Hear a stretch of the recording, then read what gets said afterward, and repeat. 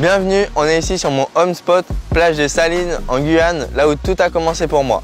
Je me présente, je m'appelle Gaspard Petit, j'ai 17 ans, je pratique le kitefoil de vitesse et je suis actuellement dans le top 10 des jeunes espoirs français. Je suis avec Madame Lardeux Soisic, accompagnée de Gaspard Petit. Nous allons parler de sport, mais pas n'importe lequel. Nous allons vous en dire plus dans un instant. D'abord, Madame Lardeux Soisic, bonjour. Bonjour, bonjour. Alors, juste à côté de vous, Gaspard Petit. Bonjour. Alors, rentrons tout de suite dans le vif du sujet pour présenter aux internautes et aux auditeurs l'association Faucon Kite. Peut-être un mot. C'est ça, Faucon Kite, donc c'est une association, c'est un club école qui donne des cours de kite qui est implanté en Guyane depuis 2015. Et on a créé ce club face à la demande de cours de kite. Et puis depuis, eh bien, on a cru sous l'affluence de demandes. Là, on s'est développé dernièrement pour donner des cours de wing.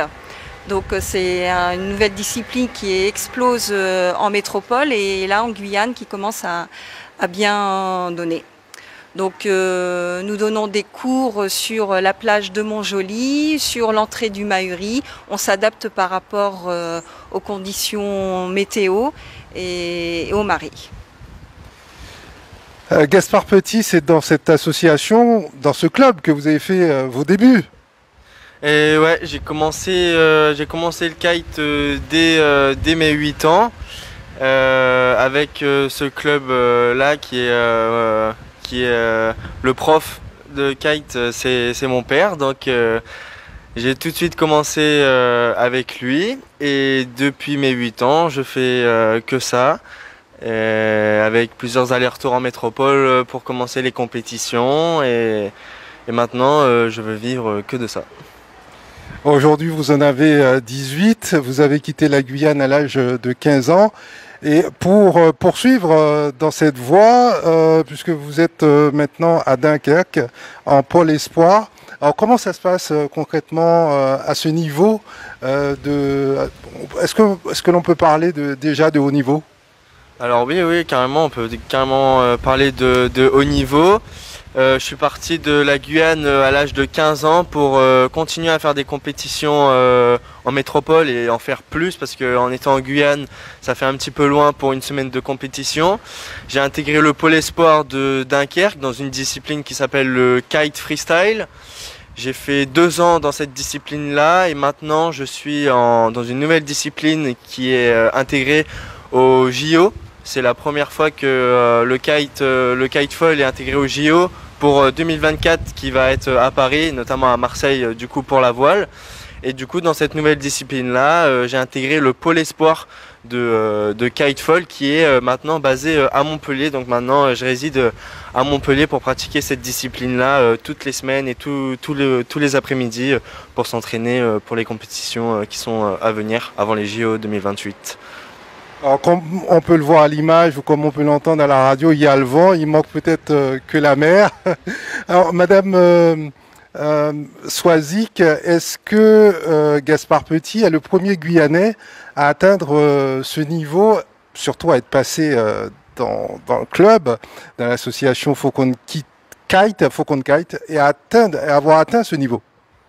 Oui, c'est ça. On a cherché un petit peu s'il y avait des historiques et puis des Guyanais qui avaient pratiqué la voile à haut niveau. Et il s'avère que non, à son niveau espoir, Gaspard, c'est le premier compétiteur FFV de la Fédération française de voile en compétition haut niveau, quoi, en compétition nationale et internationale. Et qu'est-ce que cela demande comme compétence, comme aptitude?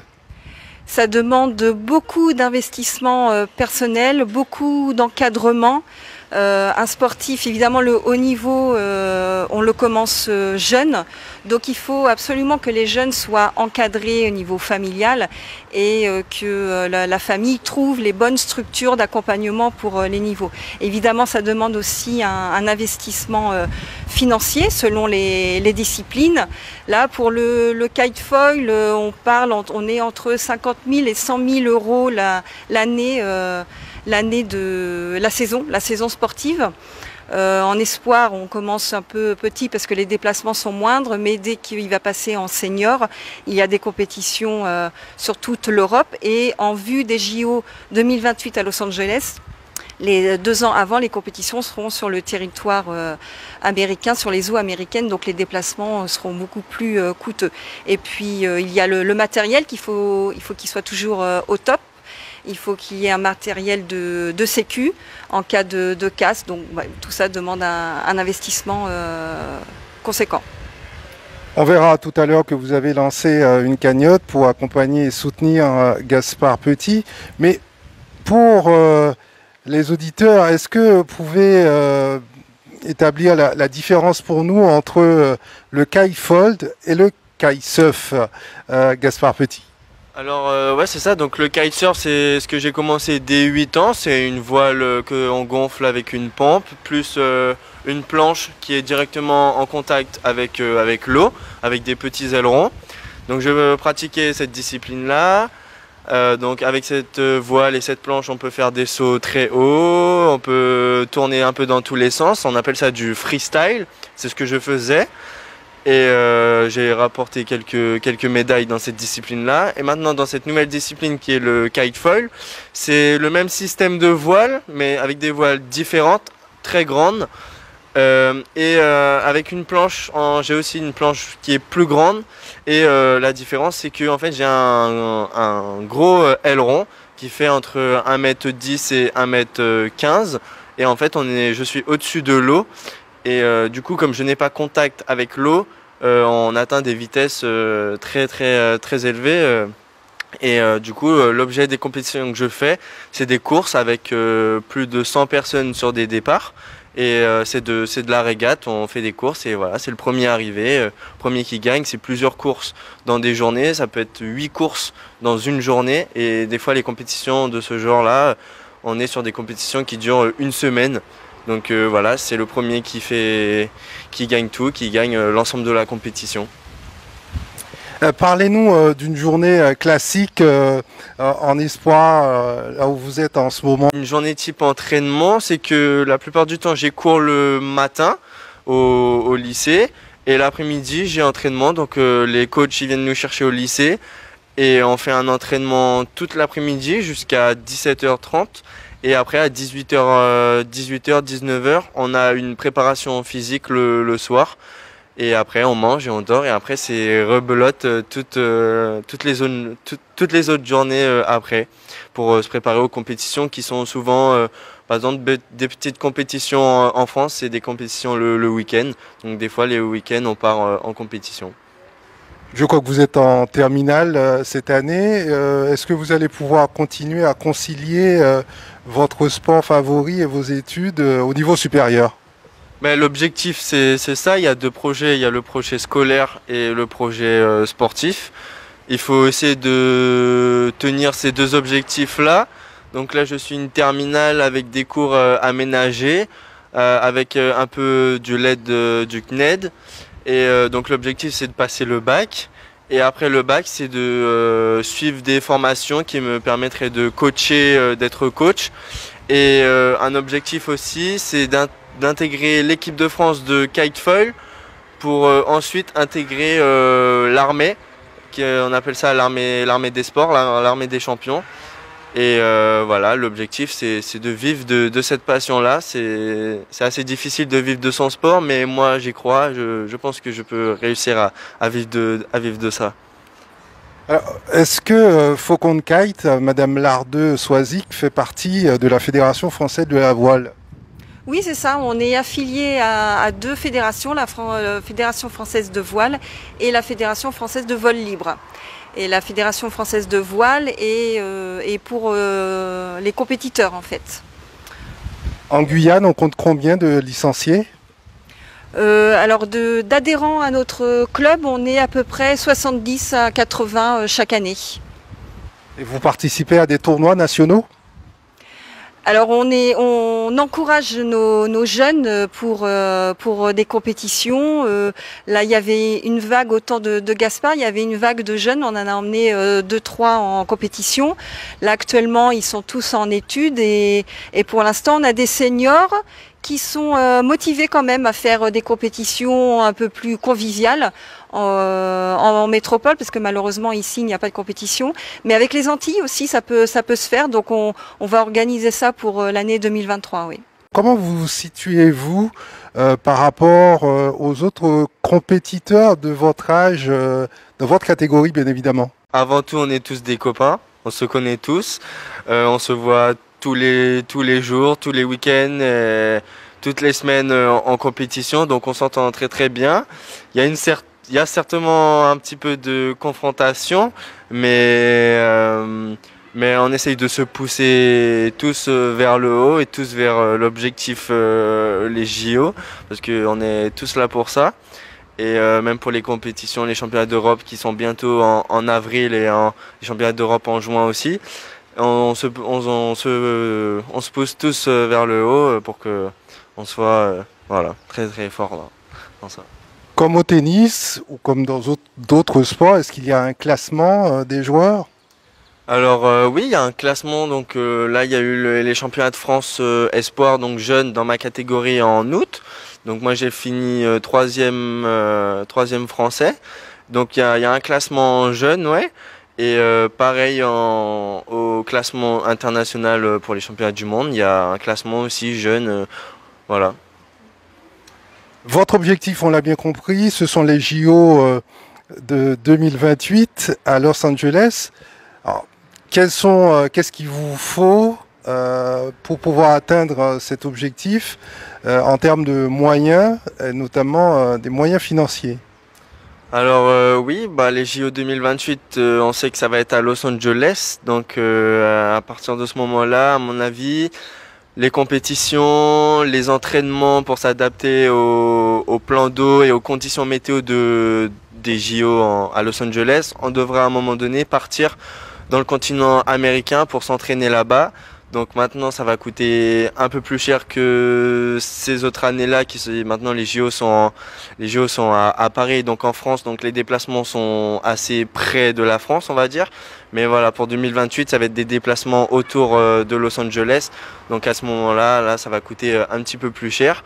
Il y a une cagnotte qui est mise en ligne sur mon site internet pour m'aider à acheter du matériel, parce que ce matériel-là que j'ai, il faut le renouveler chaque année. Plus le matériel est neuf, plus la performance sera présente sur ces compétitions-là. Donc il y a une cagnotte en ligne et voilà, j'appelle tout le monde à venir m'aider un petit peu. Voilà, 1 euro pour les JO. Voilà. Alors, comment s'appelle votre site internet et les besoins sont estimés à combien exactement? Mon site internet, c'est tout simplement Gaspard Petit. Il y a toutes les actualités de mes précédentes compétitions et mes futures compétitions aussi, les futures dates de mes compétitions. Il y a mon actualité, les réseaux sociaux, etc. Et on estime un budget entre 50 et 100 000 euros par an. Voilà. Madame Lardeux-Soisic, le financement de ces déplacements, de la participation à ces tournois, ces grandes compétitions, pour vous, cela constitue, j'imagine, pour le petit club que vous êtes en Guyane, un véritable obstacle? Oui, c'est-à-dire que nous, le club, après, on peut pas tout financer. Là, il nous faut vraiment des partenaires, des sponsors. Un sponsor majoritaire serait l'idéal, additionné de plusieurs petites participations d'autres entreprises. Et puis la cagnotte est plus pour les proches ou les toutes petites entreprises. Mais le sponsor majoritaire est indispensable. Il aura la visibilité sur les réseaux sociaux et puis sur les ailes de kitesurf, donc qui est au niveau du flocage, parce que ça va être un sport vraiment d'image aussi. Et donc là, le sponsor sera visible. Et bien sûr, on joue la carte Guyane du fait que ce soit le seul compétiteur dans ce sport-là guyanais. Il faut que la Guyane soit derrière Gaspard. D'ailleurs, depuis le début, depuis 2007, qui participe à des compétitions nationales et internationales, il représente toujours la Guyane. Vous avez déjà approché quelques potentiels sponsors en Guyane? Oui, c'est un travail de longue haleine, hein. Déjà, il faut fabriquer les contenus, les supports, les vidéos, les dossiers. Et maintenant, on distribue. Alors, on distribue pas de façon spontanée, hein. On essaye de cibler pour que le projet soit cohérent. Et donc, c'est un travail qui est en cours, là. J'espère qu'il portera ses fruits bientôt. Il y a des entreprises, selon vous, qui pourraient être intéressées, qui seraient susceptibles au fait justement de franchir le pas? Oui, j'espère en fait. Il faudrait que l'entreprise s'approprie le projet. C'est un sport nouveau, c'est un sport jeune. On touche une population assez jeune, proche de la glisse. C'est un sport nouvellement au JO 2024. C'est un sport moderne. De technologie et en même temps un sport de nature. On n'avancera pas sans le vent. Donc ouais, c'est une image moderne qu'on peut apporter à l'entreprise. Et après, nous, on vend entre guillemets aussi une histoire, c'est-à-dire que quelqu'un, alors je sais que c'est pas difficile parce que c'est les retombées que j'ai en ce moment de sponsoriser un individu plutôt qu'une équipe, c'est pas évident, mais nous on vend entre guillemets une histoire, c'est-à-dire qu'un sportif de haut niveau, il y aura des victoires, il y aura des défaites, il y aura des moments de doute. Et nous, c'est tout ça qu'on veut raconter. Et on veut le raconter, on veut pouvoir le raconter jusqu'en 2028. Et je pense que ça peut être qu'une belle histoire, qu'elle soit positive ou négative dans la réussite. Ce sera une histoire où l'entreprise et les salariés peuvent s'identifier à ces challenges en fait. Le challenge que peut avoir Gaspard, c'est le challenge que peut aussi avoir une entreprise. On se fixe un objectif, on l'atteint pas. Pourquoi on l'atteint pas? Hop, enfin c'est de la stratégie un peu d'entreprise. Je pense que ça peut être une belle chose. Ouais. On a compris qu'il y avait de l'innovation, il y a également de l'écologie, et puis tout ça, ce sont des items qui sont dans l'air du temps. Alors, Gaspard Petit, focus sur Los Angeles 2028 plus que jamais? Ah oui, focus, hein. J'ai choisi cette discipline-là parce qu'il y avait un enjeu important dans les JO. Cette discipline-là me correspond beaucoup plus que la discipline que j'avais choisie dès l'enfance. Donc maintenant, c'est concentré sur les entraînements qu'il y a toutes les semaines avec mon pôle sport de Montpellier. Les petites compétitions qui servent aussi à m'entraîner avec tous les copains. Et les grosses compétitions internationales dont les championnats d'Europe en avril et les championnats du monde en juin. Donc on est focus sur ça pour après préparer ces JO-là qui arrivent très très vite. Pour atteindre un tel niveau, il faut s'imposer une certaine discipline, une certaine rigueur de vie, de l'alimentation également? Ouais, c'est ça. L'alimentation, donc avec le Creps de Montpellier, là où je réside, on a un self très très équilibré. Il y a plusieurs sportifs de haut niveau en fait avec qui je suis. Il y a le sport du volley, l'athlétisme, et on est tous réunis dans le même centre. On est tous dans le même objectif, donc ouais, au niveau nourriture, ouais, on est bien servi et bien correctement. Et ouais, ça demande beaucoup de sacrifices, comme être loin de papa et maman qui sont eux en Guyane et moi en France. Ça c'est assez difficile, mais on sait pourquoi on le fait et il y a du travail derrière et du courage. Voilà. Oui, en gros, vous l'avez dit, hein, c'est un club familial. La présidente en est la présidente de Faucon Kite et donc votre mère, Madame Soisic. Donc j'imagine qu'il y a une vraie mobilisation. C'est tout le club qui supporte Gaspard Petit qui est derrière lui. Oui, c'est ça en fait. Les adhérents, il y a des adhérents historiques qui l'ont vu grandir sur la plage, et on a vu aussi ses résultats quand il est parti en métropole avec ses retours. Il progressait et régulièrement on tient au courant nos adhérents et sur les réseaux de l'évolution de Gaspard, et tout le monde est derrière lui. Ouais, tout le monde l'encourage. Est-ce que vous avez approché les élus du territoire qui, eux aussi, de par leurs fonctions, font rayonner la Guyane, et cela passe aussi par le sport? Est-ce que vous avez pu échanger avec eux, et si oui, que vous ont-ils dit?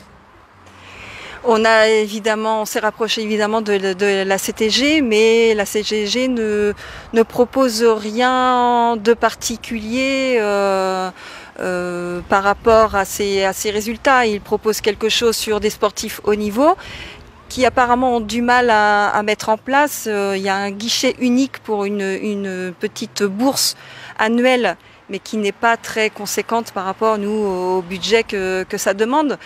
Et la CTG a du mal à mettre en ligne ce dispositif, donc on l'attend toujours, mais il ne propose rien d'autre. Au niveau de la municipalité aussi, le club est sur la commune de Remire-Montjoly. Nous, ça fait un petit moment qu'on demande des structures ou un local, tout simplement, pour pouvoir accueillir du public et stocker le matériel sur la plage de Montjoly, là où on kite depuis des années. Mais pareil, les pouvoirs politiques ne semblent pas forcément inspirés pour développer cette discipline, alors qu'on est bien présent sur la plage tous les jours, toute l'année. Très bien, le message est passé. On rappelle l'objectif, 50 000 € pour que vous puissiez, Gaspard Petit, 18 ans, participer aux Jeux Olympiques à Los Angeles. Une cagnotte a été mise en ligne. Il y a également d'autres moyens d'y participer. On va les rappeler rapidement. De participer, c'est me soutenir sur les réseaux. Hein. Ça fait partie du soutien moral aussi, d'avoir du monde qui me suit derrière, qui m'encourage, qui m'envoie des messages, etc. Et voilà, me suivre sur toutes les compétitions, l'actualité, le club, et me suivre aussi en s'initiant au kite si vous voulez, ça me ferait plaisir. Et de part avec l'école de kite, vous mettre au kite et goûter à ces fortes sensations qui me procurent ce sourire. Le lien de la cagnotte est juste au-dessus de la vidéo, donc n'hésitez pas à cliquer dessus. Peut-être un dernier mot, Madame Soisic? Oui, en fait, cette discipline est tout à fait accessible.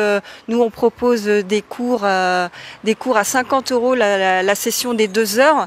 Et au niveau de la pratique, vraiment, on peut commencer dès l'âge de 10 ans. Donc, le kitesurf ou la wing, et c'est tout à fait accessible. Et on a un plaisir très, très rapide. Merci pour cet entretien, merci de nous avoir permis de mieux découvrir ce sport, et puis bonne chance pour la suite à tous les deux, surtout à vous, Gaspard. Merci beaucoup, merci. J'ai grandi en Guyane et c'est ici où j'ai appris le kitesurf freestyle à 8 ans. Pour continuer à progresser, à 15 ans, je suis parti en Polysport kitesurf freestyle dans l'Hexagone. En parallèle du freestyle, je pratiquais le kitefoil en loisir. Et au fur et à mesure, j'ai pris beaucoup de plaisir et découvert de nouvelles sensations. La liberté, la vitesse et la stratégie en course. Aujourd'hui, je fais partie d'une team au Polysport de Montpellier. Avec pour un seul but, améliorer mon classement parmi les meilleurs espoirs mondiaux. Comptez sur moi, je donnerai le meilleur de moi-même dans les compétitions à venir. Les championnats de France, les championnats d'Europe et les championnats du monde.